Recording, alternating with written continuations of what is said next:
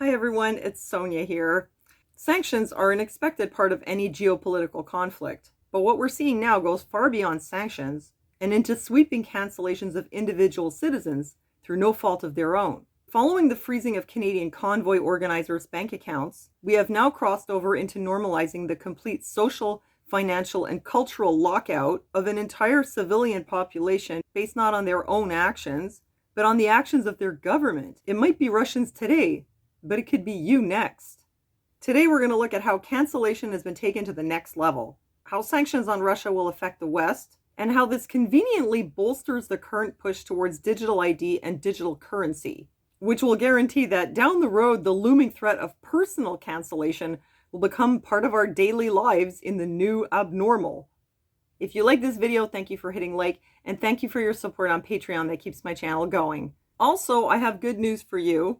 The mega discount promo of up to 51% off Keto Elevate is back. And so now you can reap some of the benefits of the keto diet without having to follow the strict, complicated rules that go along with it. Keto Elevate contains 5 grams of pure caprylic acid, the most readily ketogenic MCT. You simply put a scoop of this delicious powder into your coffee, smoothie, or yogurt for increased physical energy, decreased appetite, improved mental clarity and focus, improved physical performance and recovery, and more. Keto Elevate is my personal favorite, and I'm happy to let you know that you can get a discount with the link, so please check it out. Now, let's look at the cancel madness that has gripped the world. Here in my hometown, the Montreal Symphony Orchestra has dropped a young piano prodigy from their lineup because he's Russian, even though he has denounced Russia's aggressions and has family in Ukraine. The MSO caved to public pressure to give him the boot. A few short years after deplatforming AJ and Milo Yiannopoulos for being super offensive, here we are, ready to derail the career of a young pianist simply for being from the wrong country, all in the name of supporting Ukraine, where he actually has family. I don't remember any Afghani or Iraqi musicians being canceled during previous wars. That would have been discrimination. But we do things differently now. We ban musicians, and we also ban cats, usually held as sacred and untouchable creatures. Some cats have been waylaid by cancel culture, as the United Nations of Cat Federations has banned Russian cats from its competitions. Any cat born in Russia or belonging to a Russian owner is canceled. This is how we fight Putin.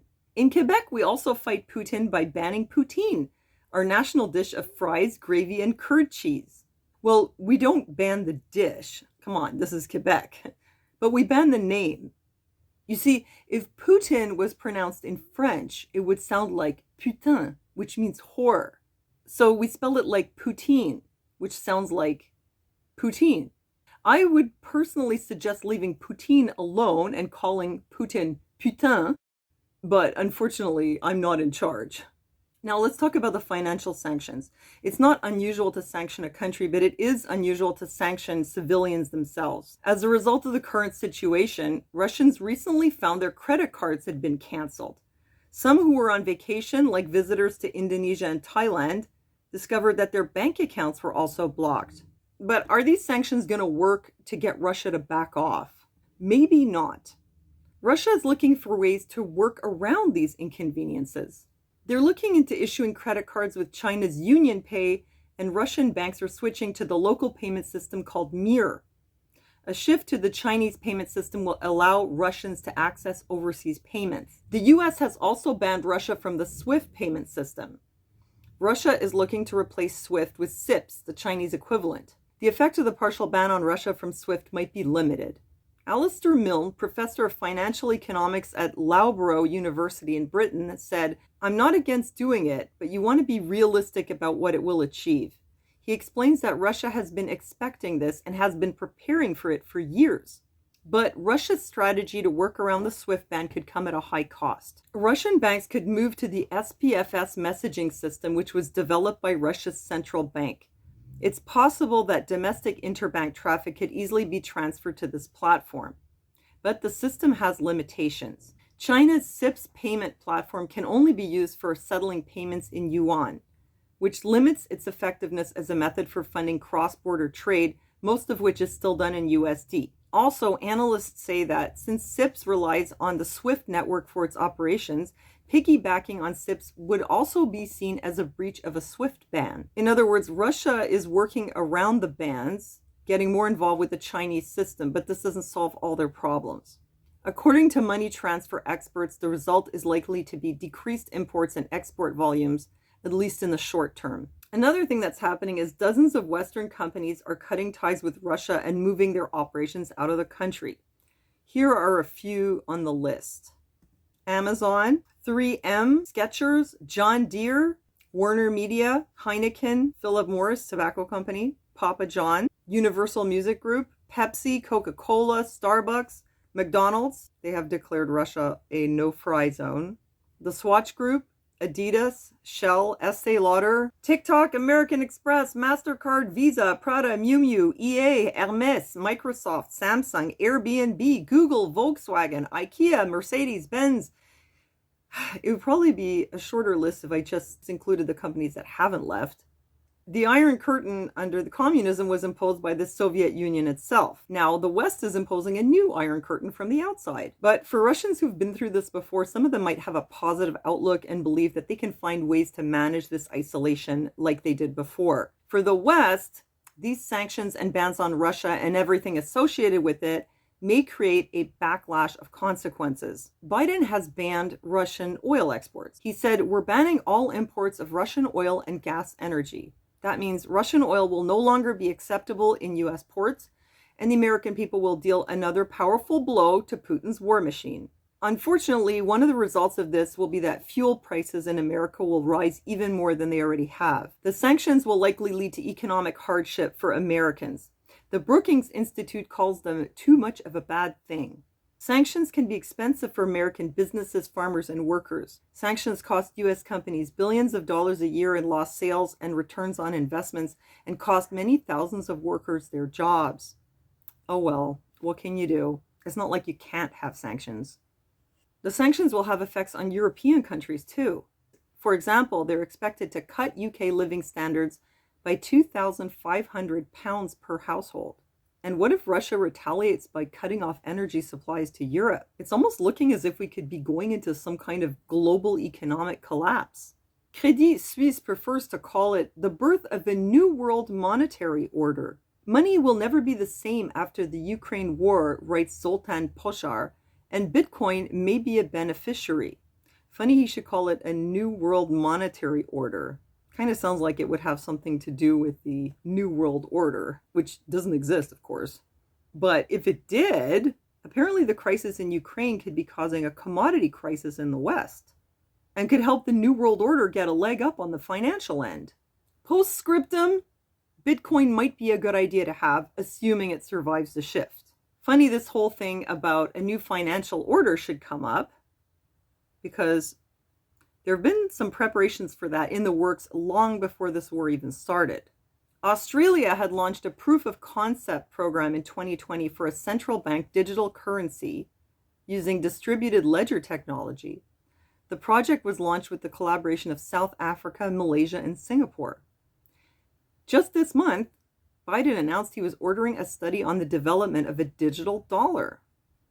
It's necessary to prevent cybercrime.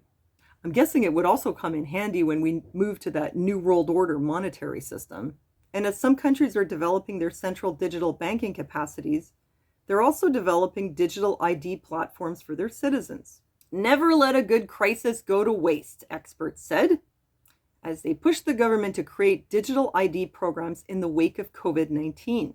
Imagine showing up to the post office to pick up a parcel, and instead of showing your driver's license, you open a digital identification app on your phone. Wow, so convenient. Yes, I can see how COVID-19 would logically lead to changing the way you pick up your packages. A year and a half later, November 2021, Quebec is working on establishing digital citizenship. What, as opposed to the citizenship we already have? François Legault recently announced the creation of the Ministry of Cybersecurity and Digital Identity. Its intention is to create a digital identity with possibly a biometric identification. This form of digital citizenship would aim to store our official documents and perhaps subsequently a range of other documents such as credit or bank cards. It could also be used to identify oneself when renting a car, registering for courses, or simply going out to a restaurant. Wait, why would I need ID to go out to a restaurant?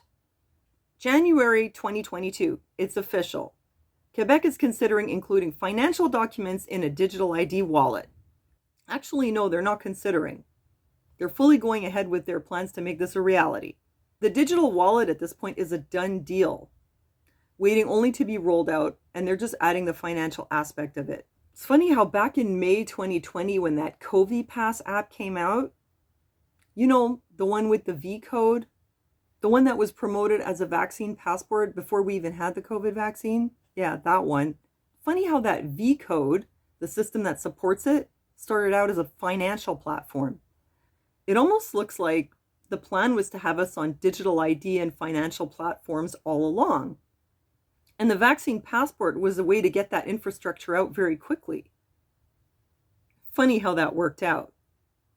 Well, in any case, now that we have the infrastructure for the vaccine passport, we have the rudiments of an infrastructure for digital ID for everywhere you go, which should make the whole transition a lot easier. Journal de Montréal raised some concerns. In this context, Monsieur Legault should have accompanied his announcement with a titanium insurance policy protecting Quebecers from liberticidal slippages. But he sadly made the economy. Sorry, this was translated from French. Law 6 announces the rights of the future Ministry of Cybersecurity. On the other hand, nothing delimits its scope of action. Nothing specifies how it will use our personal data, and nothing stipulates the concern for individual freedoms. Let's not forget that the unbreathable Chinese social credit system is based on digital identity. Thanks to this citizen rating system, China has built an Orwellian society where anyone who eats on the subway can lose their child's place in daycare. Come on, don't exaggerate. I'm sure it'll be fine. It's not like our government has a track record of trampling all over our rights and abusing their authority. Except, of course, what they did in the last 2 years. But they had a good excuse for that. It was because of COVID-19. And one more thing. Twitter users urge Elon Musk to deactivate all Tesla cars in Russia amid Ukraine war. He hasn't done it yet, but this is what people want. This has come to be considered as acceptable.